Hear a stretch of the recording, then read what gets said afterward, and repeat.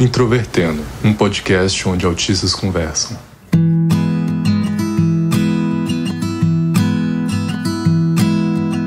Olá para você que ouve o podcast Introvertendo, que é o principal podcast sobre autismo do Brasil. Meu nome é Thiago Abreu, sou jornalista, host deste podcast, diagnosticado com autismo em 2015, profundamente interessado em entender a comunidade do autismo, e hoje nós vamos falar sobre um tema muito polêmico, muito complexo, que ainda é pouco discutido no Brasil, mas que a gente espera que seja bem introduzido aqui, não é, Carol? E eu sou Carol Cardoso, tenho 23 anos, fui diagnosticada com autismo em 2018, sou estudante de arquitetura e urbanismo da Universidade Federal do Amapá, e eu espero que eu não seja linchada depois desse episódio. E o tema de hoje é antineurodiversidade. Nós vamos explicar o que é isso, o que isso significa nas discussões sobre o autismo, e eu já adianto que esse episódio é muito denso, então se você quiser, realmente se aprofundar, nós vamos ter uma quantidade de links enormes, uns 15 links com referenciais sobre esse episódio.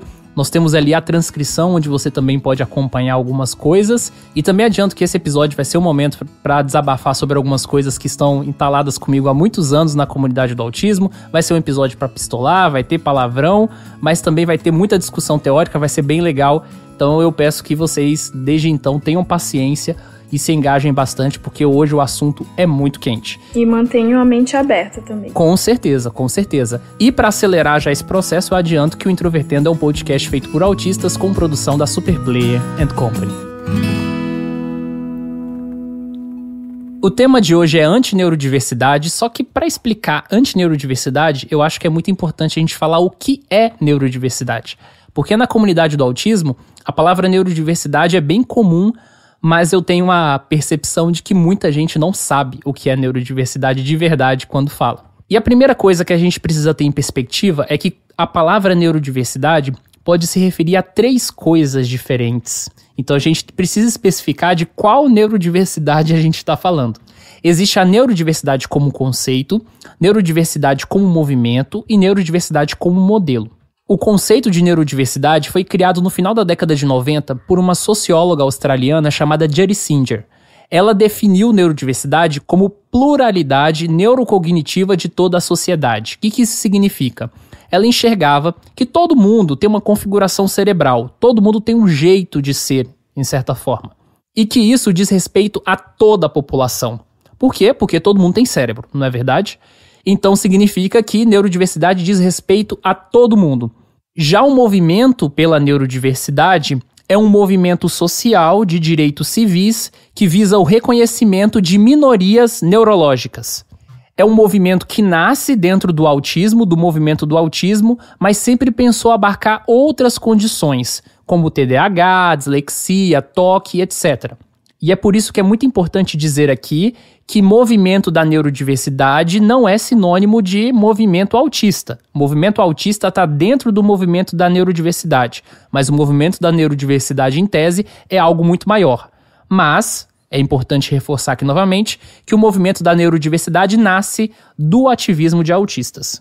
E o modelo da neurodiversidade, que é uma coisa menos comum de ser comentada, é uma concepção filosófica que sustenta o movimento da neurodiversidade. E o modelo da neurodiversidade consiste em questionar que exista uma configuração cerebral padrão, como desejável para a sociedade. O modelo da neurodiversidade ele é caracterizado como uma espécie de radicalização da ideia de neurodiversidade da Judy Singer. E para finalizar essa parte aqui de definições que eu já estou dando, é importante a gente diferenciar 2 palavras que são muito comuns quando as pessoas falam sobre neurodiversidade, que é neurodiverso e neurodivergente. Se vocês que estão ouvindo não sabem exatamente a diferença, eu preciso explicar que neurodiverso, segundo a ideia da Judy Singer, se refere a todo mundo, porque a neurodiversidade não é sobre os indivíduos, é sobre o coletivo.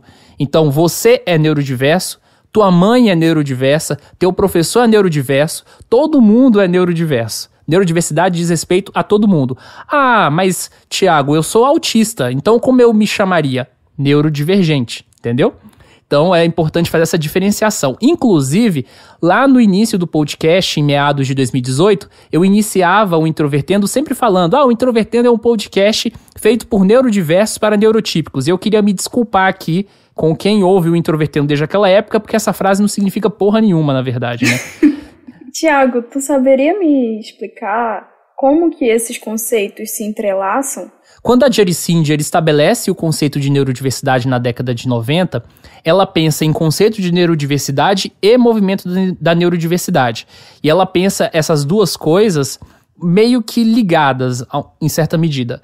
Porque o movimento da neurodiversidade, ele antecede o conceito de neurodiversidade. Ela já enxergava esse movimento social ocorrer na internet, por exemplo, antes mesmo dela pensar nesse termo. Já o modelo da neurodiversidade, ele surge depois, e justamente por surgir depois que começam algumas questões complexas que a gente vai explicar nesse episódio aqui. Agora que a gente sabe o básico sobre neurodiversidade, então vamos explicar o que é antineurodiversidade.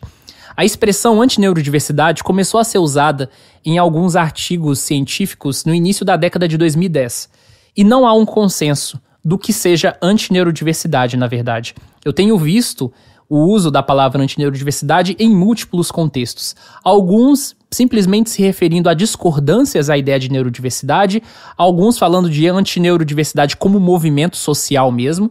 Enfim, não é muito sólido, sabe, de verdade. Então, aqui eu quero trazer um conceito de antineurodiversidade, quero me ousar a isso e espero também que futuros pesquisadores realmente venham dar uma explicação mais robusta. Mas eu diria que a antineurodiversidade é uma negação de qualquer uma dessas três explicações para o termo neurodiversidade. Então, se alguém discorda do conceito de neurodiversidade, ou do movimento da neurodiversidade, ou do modelo, esse pensamento, então, estaria enquadrado dentro desse guarda-chuva genérico chamado de antineurodiversidade. Então, Carol, vamos partir do pressuposto que quem está ouvindo a gente não está convencido ainda de que esse tema é importante. Por que é importante falar sobre a antineurodiversidade? Como tu falou mais cedo, o termo neurodiversidade surgiu na década de 90, né? Então, para quem nasceu na década de 90 e tem essa impressão de que foi um dia desses, realmente é um tema muito recente e que, como esse termo se concentra muito nos países falantes da língua inglesa, ele acaba não sendo tão difundido aqui, pelo menos até a partir da década de 2010, né? Por ser um movimento recente e pela nossa comunidade em geral incorporar muito do que é produzido nesses países falantes da língua inglesa, eu acho que é natural a gente pensar que em algum momento essa discussão vai chegar aqui, e eu vejo que também já está chegando, assim, não que exista de fato um movimento organizado contra a neurodiversidade, mas que existem certas vozes que, pelo que eu tenho percebido, nas leituras que a gente fez para esse episódio, estão muito compatíveis com aquilo que é discutido lá fora sobre antineurodiversidade. Também eu acredito que estudar um pouco mais sobre posições contrárias nos ajuda a entender melhor esse conceito em especial que a gente está estudando, né? No caso, a neurodiversidade.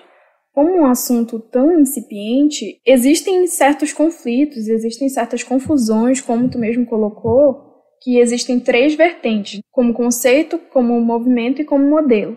E muitas vezes isso fica um pouco nebuloso, e quando a gente se posiciona contra alguma ideia, muitas vezes a gente não consegue delinear muito bem exatamente contra o que a gente está lutando, né? A gente entender de onde partem essas vozes contra esse conceito tão novo nos ajuda a delimitar melhor o que a gente quer dizer com neurodiversidade e encaminhar melhor esse conceito, difundir ele de uma forma que ele seja compreensível dentro da comunidade. E por fim, eu acho que uma das coisas que para a gente do Introvertendo talvez seja a mais marcante é que a neurodiversidade, de um modo geral, como ela parte de um estudo em relação aos autistas e se difundiu como um movimento em geral protagonizado por autistas, é muito interessante a gente discutir um pouco mais sobre isso, sobre vozes, sobre quanto que a nossa voz pode ser ouvida e como que a neurodiversidade pode possibilitar isso. Não que a nossa voz seja a única que deva ser ouvida, mas que pela neurodiversidade ter sido marcada justamente por isso, pelo nosso protagonismo em geral, isso trouxe e ainda traz muitos conflitos entre outras vozes dentro do ativismo do autismo. Eu acho que nós, como autistas, devemos, de certa forma, considerar um pouco, estender um pouco a nossa flexibilidade para compreender as vozes que estão contra certas coisas que a gente tende a se posicionar. Isso falando de uma forma muito generalizada, né? Como se tudo que a gente falasse fosse único, mas é justamente esse é o ponto que a gente pretende discutir mais nesse episódio. Com certeza, Carol. Essa discussão sobre antineurodiversidade é uma discussão que, dependendo do contexto, é até muito abstrata, né? Então, por isso mesmo, eu fiz aquele disclaimer no início de que o que a gente vai discutir são questões densas, mas que talvez a comunidade do autismo só vai perceber concretamente daqui a alguns anos na comunidade do autismo. E eu espero muito bem que esse episódio ajude a gente a compreender melhor essas questões. Então, como eu falei que a antineurodiversidade se caracteriza por uma negação de qualquer uma dessas três coisas relacionadas ao termo neurodiversidade, eu queria trazer então pontos de discordância da neurodiversidade que normalmente são relacionados a um pensamento antineurodiversidade. E a primeira coisa está muito ligada à representatividade. Inclusive, eu acho que tem uma frase, uma pergunta, na verdade, que fica muito evidente quando a gente fala sobre neurodiversidade e está entre familiares, que é: e o autismo severo? Qual que é a grande questão disso, né? Uma das principais críticas em relação ao movimento da neurodiversidade, principalmente quando há participação de autistas, são de pessoas dizendo que o movimento da neurodiversidade é representado por autistas leves. E uma coisa muito importante, tá, gente? Quando eu tô falando autismo leve e autismo severo, entendam isso com aspas, tá? Porque a gente sabe que essas definições não são definições tecnicamente acuradas, são expressões mais populares. Mas muitas pessoas dizem que o movimento da neurodiversidade é representado por autistas leves, que têm poucas dificuldades sociais, que as suas demandas e as suas palavras não representariam o espectro do autismo de uma forma completa. E que essas demandas defendidas pelos autistas leves prejudicariam autistas severos, no sentido de que os autistas que se posicionam por uma percepção do autismo puramente definida em reconhecimento, em aceitação e etc., prejudicariam outros autistas que precisam de intervenções e de suportes para a vida. E a Judy Singer faz uma resposta em relação a isso num livro que foi lançado em 2019, depois de 20 anos após a expressão do termo neurodiversidade. E ela se posiciona dizendo que há verdade nessas críticas. Na verdade, não só a Judy Singer, tá? Vários autores autistas reconhecem que realmente há uma predominância de autistas ditos leves no movimento da neurodiversidade. Isso não é mais negado entre alguns autores, não só a Judy, mas também eu posso citar aqui o próprio Stephen Kapp, que já publicou um livro sobre neurodiversidade, e alguns outros autores que realmente dizem que há uma ausência, por exemplo, de autistas com deficiência intelectual no meio desse movimento. E o que eu vejo também é que essa dificuldade, ela não é presente apenas dentro do movimento pela neurodiversidade. Eu acho que é uma contradição, porque como é um movimento que pela primeira vez é marcado pelo protagonismo autista, e a gente tem uma ausência de uma parcela considerável dos autistas, que também dividem o diagnóstico com a gente, mesmo, não exatamente o mesmo, mas o mesmo guarda-chuva diagnóstico, que é o transtorno do espectro autista. Sim, é muito questionável a ausência da representação de autistas severos, mas isso não é exclusivo da neurodiversidade, isso é presente em toda a comunidade. Justamente porque muitos conflitos que a gente enfrenta dentro da comunidade do autismo são naturais da nossa condição como autistas. Afinal, a gente tem comprometimentos consideráveis nas áreas da comunicação. Então, quando a gente fala de articulação, quando a gente fala de movimento social, de articulações coletivas, muitas vezes a gente perde a noção de quão desafiador isso pode ser para a gente, porque não é um movimento como outros. Quando a Judy Singer coloca, ela enquadra o movimento da neurodiversidade como dentro das políticas identitárias. Só que, diferente das outras políticas identitárias, dos outros movimentos sociais envolvendo políticas identitárias, a gente tem um comprometimento muito sério da nossa habilidade comunicativa. Então, não é que nos outros movimentos não hajam dificuldade de se comunicar, de se articular entre si, mas que pela nossa própria condição como autistas, é uma coisa que deve ser, sim, muito considerada, sempre considerada quando a gente vai intermediar esses conflitos, tanto entre autistas como outras pessoas dentro da comunidade, como familiares, profissionais e etc. Com certeza, Carol, a gente tem que encarar que o espectro do autismo é muito amplo e isso desafia a nossa percepção. E aí eu reforço mais uma vez, né? Vários autores já reconhecem isso, então eu vejo que alguns autistas que dizem militar pela neurodiversidade ainda têm uma dificuldade de admitir isso. Mas a gente precisa admitir que isso é verdade e que isso não é um problema facilmente de ser resolvido, não a curto prazo, não a longo prazo. E eu vou explicar um pouco mais à frente do porquê que é tão difícil também a gente pensar essa questão. Mas eu acho também, Carol, que isso que você falou tem muito a ver com os conflitos entre autistas e familiares, porque eu vejo que na comunidade do autismo a gente tem uma invalidação de experiências generalizadas. Ninguém entende de verdade a dor do outro, sabe? Porque as experiências de vida são muito diferentes. Eu sou uma pessoa autista que não tinha contato nenhum com o autismo até os 17 anos de idade, que é a primeira vez que eu vou realmente saber o que é autismo. Eu era um usuário de internet, de uma grande metrópole, convivendo com outros autistas jovens, é um tipo de experiência. Agora vamos pegar, por exemplo, uma mãe periférica que tem o contato com o autismo desde que a criança nasce e é uma criança que necessita de maior suporte, que não desenvolveu fala, que recebe o diagnóstico de autismo bem cedo e que só tem uma rede de apoio que é uma associação local. Ou seja, são formas completamente diferentes de viver o autismo. E eu não vou ter a dimensão de autismo que ela vai ter e ela não vai ter a minha. E dentro da comunidade do autismo, justamente por essas dificuldades de comunicação, exatamente por isso que a gente, então, ao meu perceber, vai ter essa invalidação de experiências. E alguns exemplos muito práticos, tá? Alguns autistas, por exemplo, vão reclamar muito das mães de autistas na internet, falando que elas são tóxicas, super protetoras. Alguns vão se assemelhar ao mãe geladeira mesmo, sabe? Digamos assim, todos os problemas dos autistas são as mães, sabe? É quase nesse nível. Ao mesmo tempo, eu vejo que muitas mães também gostam muito de criticar autistas por causa das suas trajetórias diferentes, falando que eles são autoindulgentes e etc.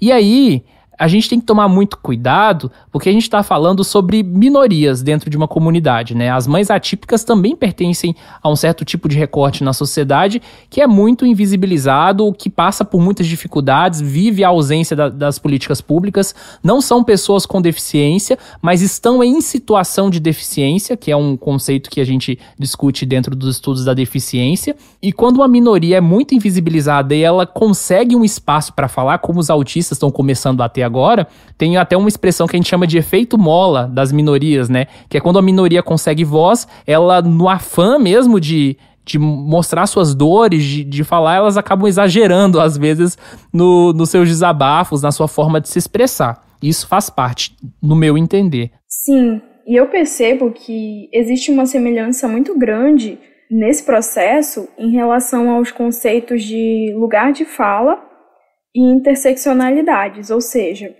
tem uma confusão um pouco sobre o que significa de fato lugar de fala. Muitas vezes elas interpretam que uma pessoa tem direito de falar algo e a outra não tem. Ou seja, eu tenho direito de falar sobre autismo por eu ser autista e outras pessoas não têm direito de falar sobre autismo por não serem autistas. Mas isso não é restrito à comunidade do autismo. Existe essa confusão em muitas esferas da internet, por aí. Isso foi muito bem explorado no episódio sobre lugar de fala, no podcast Central PCD, que foi uma entrevista com a Tácita Misael, que também já apareceu no Introvertendo, no episódio Amor no Espectro, e que, para fazer um resumo, significa basicamente que todas as pessoas podem falar de todos os assuntos, mas que é preciso reconhecer o lugar de onde essas pessoas partem. Então, um familiar de autista vai falar como familiar, e um autista vai falar como autista. E as experiências, como o Thiago já falou, são muito diversas. São muito difíceis de se chegar num acordo, porque ninguém pode saber como é a experiência do outro, sabe? E que isso, muitas vezes, é a fonte dos nossos conflitos. Essa questão sobre opressões e minorias é justamente o que é discutido pela neurodiversidade, porque eu interpreto, como a própria autora coloca, Judy Singer, ela entende que uma comunidade neurodivergente pode sofrer opressões justamente pelas suas diferenças. Quando a gente reconhece isso, a gente pode avançar um pouco mais sobre essa discussão de quais são essas opressões, como que elas comprometem a qualidade de vida de um indivíduo e de uma coletividade, e como que a gente pode melhorar a vida dessas pessoas. E com isso, todas as vozes são importantes, porque numa comunidade cujas diferenças e dificuldades comunicativas é tão grande, eu acho que a gente pode fazer um esforço a mais, sabe? Eu acho que a gente precisa caminhar num caminho de superar as nossas dificuldades. E eu não estou dizendo que, nossa, vocês autistas têm que superar as dificuldades comunicativas, mas que o esforço deve ser justamente em compreender da onde vêm certos questionamentos, de onde vêm certas vozes, de onde vem o pensamento, tanto pela neurodiversidade como contra a neurodiversidade, porque aí a gente vai conseguir compreender melhor como tudo isso se junta e como que a gente pode articular melhor a nossa comunidade para que a gente não tenha mais essas polaridades entre autistas leves e autistas severos, porque um movimento que se posiciona como a favor dos autistas leves e contra os autistas severos não deve ser um movimento almejado, ou seja, isso não é exatamente o que a gente deve buscar a longo prazo, e essas polaridades acabam nos distanciando de um lugar comum em que a gente possa ter um reconhecimento da nossa diversidade de uma forma que as nossas opressões sejam diminuídas. É importante a gente ter em perspectiva de que quando a gente fala sobre deficiência, nós estamos falando sobre uma categoria que é médica e que também é de uma identidade social e cultural. E na comunidade do autismo, eu noto que as pessoas, de uma forma geral, não só profissionais, não só familiares, mas autistas também, têm uma dificuldade de saber falar sobre deficiência partindo dessas duas categorias, que é necessário, né, em vários contextos, você saber qual das duas. Quando você é mais focado no social, na identidade, você mergulha nela. Quando você é mais focado no médico, você entra de cabeça nela. E às vezes, dentro da sociedade, essas duas categorias vão se entrelaçando nas situações que a gente vive. E eu percebo que quando a gente discute políticas de identidade, uma coisa que a própria Judy fala é muito importante, que ela diz que as políticas de identidade, elas têm um problema, entre aspas, que consiste na forma como você se relaciona com elas. Elas podem ser um convite ao ressentimento, a uma percepção quase individual das coisas, em certa medida, sabe? De que a ausência de políticas públicas, de que governos que tiram direitos das pessoas com deficiência não vai ser mais o foco das discussões. Vai ser simplesmente de qual minoria é mais oprimida do que a outra. E na comunidade do autismo, às vezes, parece isso. Parece uma Olimpíada de quem é mais oprimido do que o outro. Quando a gente fala sobre interseccionalidade, também existe uma certa confusão, porque não se trata de uma soma de várias coisas que foram colocadas em um indivíduo. Então, por exemplo, eu sou mulher e eu sou autista. E eu posso sofrer opressões por ser tanto mulher como autista. Então, são duas opressões. Só que eu não posso dissociar essas duas características minhas. E quando a gente fala sobre comunidades que são oprimidas por um aspecto da sua personalidade ou da sua natureza, a gente precisa considerar o quanto que isso impacta na vida pessoal e individual daquela pessoa que está dentro dessa categoria. Então, eu acho que é muito compreensível as pessoas ficarem ressentidas com isso, porque quando elas se dão conta de quanto que essa característica tornou a vida delas mais difícil, é um caminho assim que acaba sendo comum, sabe? Porque quando a gente se descobre autista, por exemplo, quando a gente tem um diagnóstico tardio, a gente acaba pensando que certas coisas que a gente passou na nossa vida durante muitos anos poderiam ter sido evitadas. E eu acho que é uma fase que com o tempo a gente consegue aliviar um pouco essa dor, sabe? Porque eu acho que quando a gente discute mais sobre o autismo, a gente permite que se aliviem certas dores individuais em todas as pessoas que estão nessa categoria. Mas a questão é que para a gente chegar nesse ponto em que a gente consiga aliviar as dores dessas pessoas que estão nessas categorias, a gente precisa entender o que é comum e o que é diferente entre a gente. E para isso é um caminho muito, muito longo. Quando a Judy estabeleceu o conceito de neurodiversidade, a gente teve um problema que, na verdade, se perdura até hoje. Porque quando ela pensa sobre neurodiversidade, ela primeiro pensa em uma faixa do autismo e mais outras minorias que não necessariamente carregavam algum transtorno, como, por exemplo, até nerds, colecionadores, etc. Pessoas que tinham comportamentos em sociedade que poderiam parecer estranhos, etc. E aí, a noção de neurodiversidade foi se modificando conforme outras pessoas começaram a pensar nisso. E aí, a própria Judy chegou à conclusão de que a neurodiversidade não era um conceito moral, no sentido de que neurodiversidade não representaria somente coisas boas, em certa medida. Então, seria normal pensar a neurodiversidade para tudo, para toda a sociedade de uma forma geral. E aí que a gente entra na primeira discussão. Porque as pessoas entendem que neurodiversidade é quase como um conceito moral mesmo, de coisas boas que precisam ser reconhecidas, né?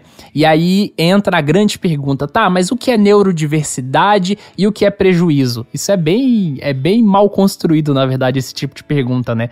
Mas se a gente fosse levar aqui pro termo mais preciso, seria o que é neurodivergência e o que é prejuízo? E aí a gente tem uma discussão realmente muito séria, porque a gente não tem limites do que o movimento, e aí mais especificamente sobre o movimento, quais condições o movimento da neurodiversidade representa. Porque não existem limites, no fundo não tem limites. Existe, alguns autores como Stephen Kapp vai defender que existe um constrangimento entre ativistas em definir limites, porque alguns vão ter opiniões divergentes sobre o que é neurodivergência positiva ou negativa, por exemplo. E eu vou trazer um exemplo óbvio, que é a questão da epilepsia, que é comum em alguns autistas, e alguns autistas podem considerar como uma doença, e outras pessoas podem não considerar uma doença. Sem falar que existe também toda uma discussão, por exemplo, né? Autismo, TDAH, TOC, dislexia, são quase consensuais de que estariam dentro do movimento da neurodiversidade. Mas tem gente que já colocou, por exemplo, até depressão, que alguns vão considerar uma doença, e no meu entender é uma doença, mas também esquizofrenia, em que há um debate muito significativo se seria uma neurodivergência no sentido de reconhecimento ou não, transtorno de personalidade antissocial, transtorno bipolar e etc. E a Judy Singer, né, mais uma vez aqui reforçando, ela vai dizer que neurodiversidade não é um conceito moral, então esses limites, e portanto a gente deveria pensar a neurodiversidade como tudo, mas por consequência a gente vai imaginar que nem toda neurodivergência é boa. E ela vai falar que a gente tem focado bastante nos pontos positivos, no reconhecimento e etc, e a gente muitas vezes tem jogado para debaixo do tapete o lado sombrio da neurodiversidade que existe. E como a gente não tá fugindo de polêmica nesse episódio, vamos de polêmica mais alta ainda.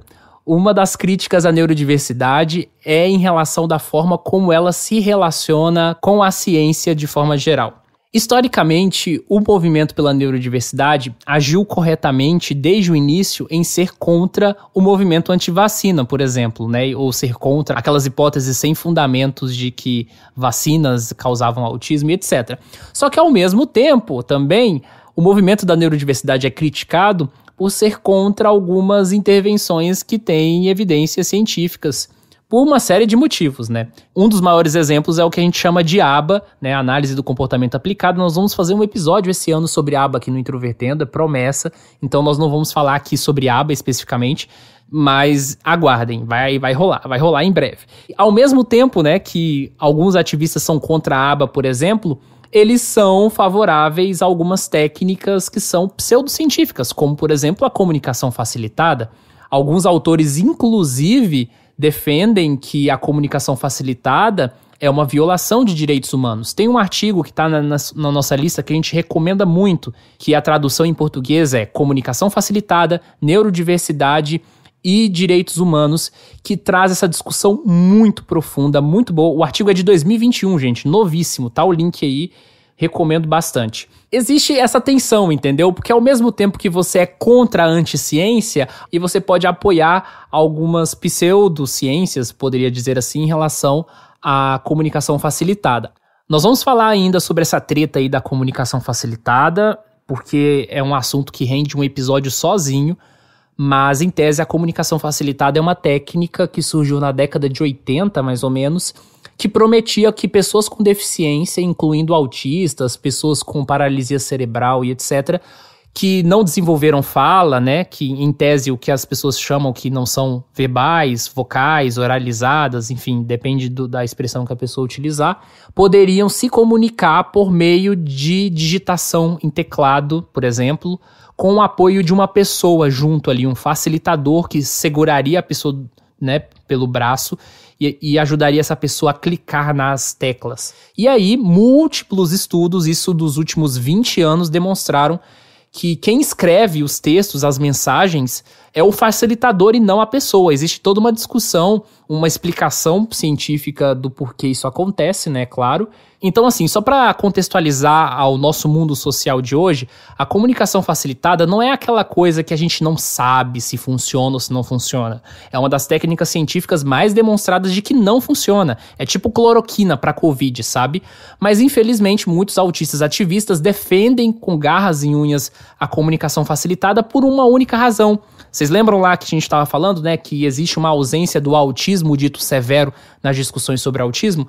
Pois bem, a técnica de comunicação facilitada acaba permitindo que a gente tenha textos, produções que são creditadas a autistas severos, e aí daria mais legitimidade ao movimento, né? E muitos autistas, pensando nisso, pensando nessas vozes que são muitas vezes marginalizadas dentro da comunidade do autismo, né? Porque, enfim, por uma série de questões, seriam legitimadas por meio da comunicação facilitada. Então, mesmo sabendo que a comunicação facilitada não funciona, as pessoas levantam o benefício da dúvida, aceitam, acham bonito e é isso aí, entendeu? Então, esse é a treta geral da comunicação facilitada resumida aqui pra vocês. E aí tem alguns autores que são conhecidos, assim, entre os ativistas autistas, como MC Quinzia e etc., que tem longos textos refletindo sobre o autismo, tudo comunicação facilitada. E isso é uma discussão realmente complicada, é doído, né? É doído porque a gente tá falando sobre questões muito específicas e envolve toda uma discussão sobre direitos humanos, por isso eu recomendo muito o link que tá lá na nossa descrição, que fala sobre comunicação facilitada, neurodiversidade e direitos humanos, do porquê que a gente não deve aceitar esse tipo de coisa, mas ao mesmo tempo refletir sobre o porquê muitos autistas defendem técnicas pseudocientíficas como a comunicação facilitada. E aí, por fim, sobre essas questões de neurodiversidade e ciência, algumas pessoas criticam o conceito de neurodiversidade, o movimento e também o próprio modelo, dizendo que a neurodiversidade é uma pseudociência. E aí a gente levanta aquele questionamento: neurodiversidade é ciência? A Jerry Singer, por exemplo, vai dizer que neurodiversidade não é ciência, é uma ideia política. E isso é muito importante a gente ter em perspectiva, porque tem muita gente que não entende ou que não leu profundamente sobre neurodiversidade e começa a justificar publicamente falando que neurodiversidade é uma questão de ciência. Não, neurodiversidade é uma questão política. A questão da confusão que eu observo é justamente pelo prefixo neuro. Quando a gente coloca um prefixo que geralmente é emprestado, entre aspas, da ciência, da neurociência, é natural que exista essa confusão. Mas aí o fato é que não se invalida o conceito de neurodiversidade, ainda que a autora se posicione de uma forma que diz que não é ciência, ela se refere ao fato de que não se trata de uma ciência médica, ou seja, não houve um estudo cerebral, ou seja, neural, em que se constatou que existem neurodiversidades, assim. Ela se posiciona de uma forma em que ela faz uma revisão dos movimentos pela deficiência, de dificuldades que as pessoas enfrentam ao longo das suas vidas e constrói um argumento com base em uma construção teórica científica, como um trabalho de conclusão para obter o título de socióloga. Alguns autores autistas, eles têm empenhado um esforço de transformar a ideia de neurodiversidade em um campo científico, mas essa é uma discussão para o futuro, isso ainda não foi estabelecido, então, por enquanto, a neurodiversidade ainda se concentra nessa percepção. A essa altura do campeonato, então, as pessoas já devem estar se perguntando, tá, mas o que isso tem a ver com o Brasil? E aí a gente precisa, então, fazer um percurso histórico sobre a comunidade do autismo do Brasil. Até 2012, o autismo era reconhecido apenas como um transtorno e passou a ser, né, reconhecido como uma deficiência em 2012 com a Lei Berenice Piana. Mas a comunidade surge muito antes disso, ali em meados de 1983, com a criação da AMA, Associação de Amigos do Autista. E na década de 80 a gente já começa a ter várias organizações que se configuram, que se instalam no Brasil, como por exemplo a Associação Brasileira de Autismo, o ABRA, que é o único, inclusive, a fazer parte do Conselho Nacional de Saúde, se não me engano. E aí a gente tem esse cenário histórico na comunidade do autismo de conflitos entre profissionais, entre familiares, entre organizações que defendem diferentes pautas, incluindo tipos de terapias específicas ou percepções sobre o autismo ou de como intervir no autismo, o que um autor, bastante conhecido nos estudos críticos do autismo, chamado Francisco Ortega, chama de Autism Wars, guerras do autismo. E o ativismo autista surge no Brasil, então, com esse cenário já pré-estabelecido ali no início da década de 2010, com uma comunidade já por si só dividida e trazendo uma pauta que muitas vezes é relacionada à neurodiversidade. As diferentes organizações de autismo foram se relacionando de formas distintas com isso. Inicialmente, eu acho que algumas tiveram resistências, porque é um movimento historicamente construído por familiares que já têm as suas pautas, as suas demandas, mas os autistas foram chegando em número, em quantidade, que se tornou impossível ignorá-los dentro da nossa comunidade. A gente tem 3 grandes associações de autismo hoje que têm participação de autistas, então eu quero mencionar um pouco sobre elas, que é o MOAB, o Movimento Orgulho Autista Brasil, a Abraça e a Reunida. E elas são diferentes em relação ao poder, à influência que autistas vão ter nesse espaço. Ao mesmo tempo que a gente tem as organizações, a gente tem algo que a gente chama de ativismo solo, que são muitos autistas e até familiares e profissionais que viram, que você se juntar a organizações tem algumas desvantagens e que é melhor você fazer o teu ativismo solo. Então a comunidade do autismo hoje, ela é basicamente assim.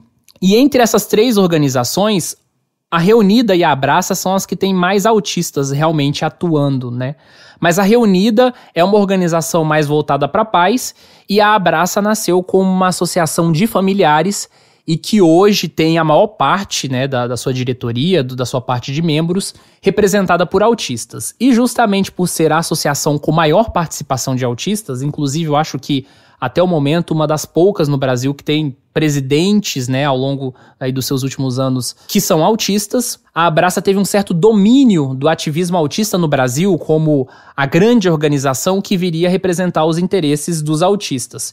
E isso trouxe várias críticas, porque ao mesmo tempo que essa organização tem um papel que é muito relevante dentro da comunidade do autismo, muitas pessoas ficaram de alguma forma satisfeitas ou insatisfeitas sobre a atuação da Abraça. E aí é exatamente sobre essas tensões que rondam associações como a Abraça, a Reunida e etc., que eu diria que existe uma tendência de ter aí um surgimento de uma atuação anti-neurodiversidade no Brasil, que é de ser contra e, em alguns casos, até ter atitudes extremadas em relação a ativistas autistas no Brasil. Teve um caso, no início do ano de 2021, de um cara que criou uma página no Facebook chamada Autismo da Depressão. Ele basicamente publicou textos ofensivos usando fotos de ativistas, alguns ligados à Abraça, outros ativistas solos, e foi um caso bem feio, bem escabroso, assim, e que mostra muito bem todas essas críticas que a gente estava falando aqui no início do episódio. Então,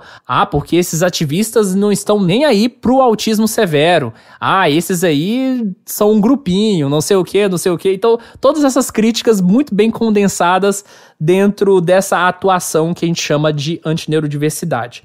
E aí eu fico me perguntando, organizações de autismo são formadas por pessoas. E essas organizações muitas vezes são formadas por membros que são ex-membros de outras associações. Então eu falei aqui do MOAB, da Abraça e da Reunida, e teve gente que já passou por 2 dessas 3 associações, ou passou pelas 3. As pessoas vão mudando de associação com muita frequência na comunidade do autismo. E por serem associações formadas por muitas pessoas, e é claro, sempre tem uma pessoa ou outra dentro de uma associação de autismo que não é santa. Mas aí eu fico me perguntando, você vai julgar uma associação inteira por causa de 3, 4 pessoas de uma associação? Então eu vejo que esse caso do autismo da depressão, que foi um caso bem ruim, ele estigmatiza muito a atuação do ativismo autista no Brasil, ignora as contribuições e simplesmente usa isso para ofender, para atacar pessoas. E eu acho que isso não é justificável, tá? Ativistas podem falar bobagem, ativistas podem fazer qualquer coisa que a gente pode pontualmente criticar, mas usar a figura pública dessas pessoas para atacar, para poder xingar, para fazer ameaças, isso tá completamente fora de qualquer noção civilizada. Eu só queria reforçar uma coisa muito importante. Aqui no Introvertendo, nós já trouxemos integrantes da Abraça em alguns episódios, nós já trouxemos gente da Reunida. Eu tenho críticas pontuais a ambas as organizações, eu acho que elas têm seus méritos, mas também têm seus defeitos, mas eu particularmente não me sentiria confortável a estigmatizar uma associação inteira por causa de algumas questões pontuais. E, enfim, né, eu acho que a gente tem algumas lições, né, Carol, que a gente pode extrair dessas discussões sobre antineurodiversidade. Quais conclusões a gente pode ter? Eu acho que a gente pode tirar como conclusão disso tudo é que nenhuma ideia é representativa da realidade. Pelo menos não em sua totalidade. Ou seja, nunca vai existir uma associação completa que represente integralmente todos os desejos da comunidade do autismo e beneficie a todos, sabe? É muito difícil e muito utópico que se chegue nesse ponto. Muitos dos conflitos que a gente tem, desses ataques, são com base numa ideia de que a gente vai chegar num momento ideal em que todo mundo se entende, que todo mundo deseja a mesma coisa e que não existem divergências de opiniões e de propostas e de aspirações do que seria o melhor para a nossa qualidade de vida.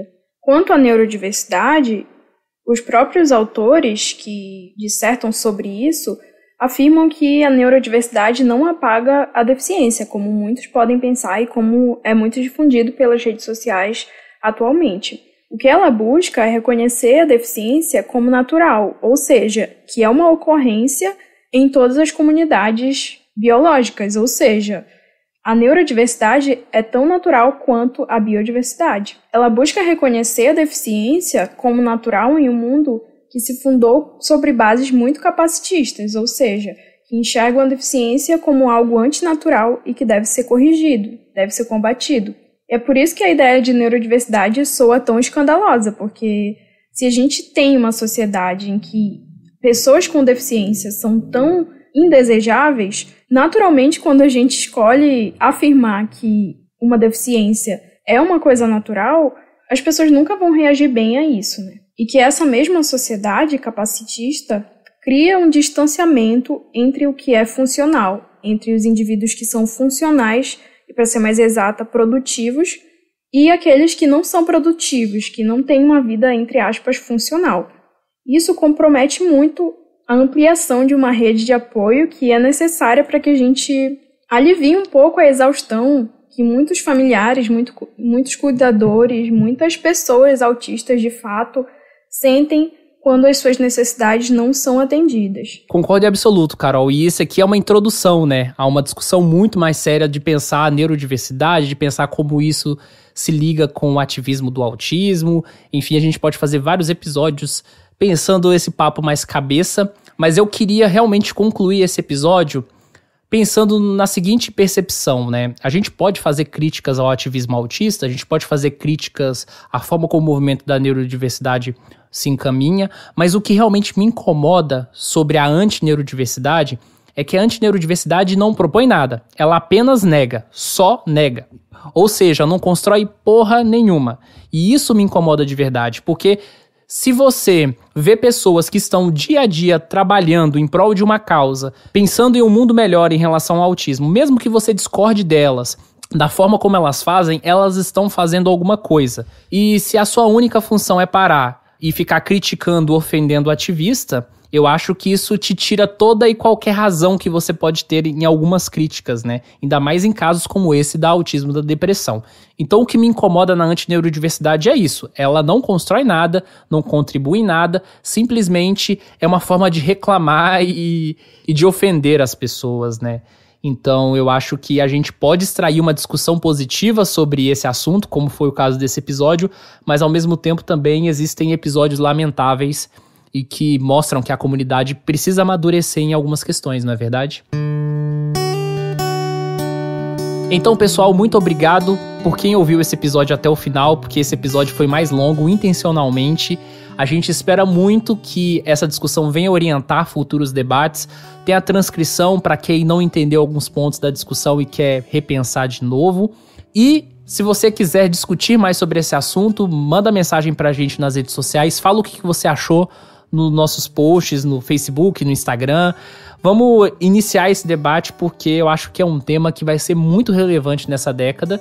E de certa forma, né, se você pretende contribuir com o ativismo do autismo no Brasil, se você concorda ou discorda com ativistas brasileiros ou do exterior sobre alguns temas relativos à neurodiversidade, bora construir alguma coisa, né? Ficar só na parte de crítica e de reclamação não vai trazer resultados efetivos para ninguém. Um abraço para você e até breve.